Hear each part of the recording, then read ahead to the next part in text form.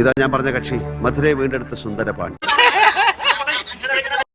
നമ്മളെ ഒരു ഗുരു എന്നുള്ള നിലയ്ക്ക് നമ്മൾ പറഞ്ഞു കൊടുക്കണല്ലോ.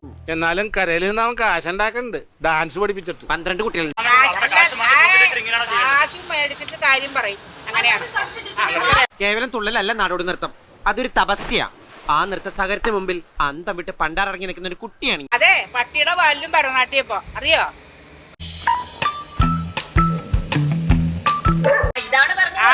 അപ്പൊ അങ്ങനെ വരുമ്പോഴേ ഇപ്പോഴത്തെ നിലയില് അച്ഛന്റെ ഒരു പെങ്ങള് പാങ്ങാപ്പാറ താമസമുണ്ട്, സരസ്വതി അമ്മ.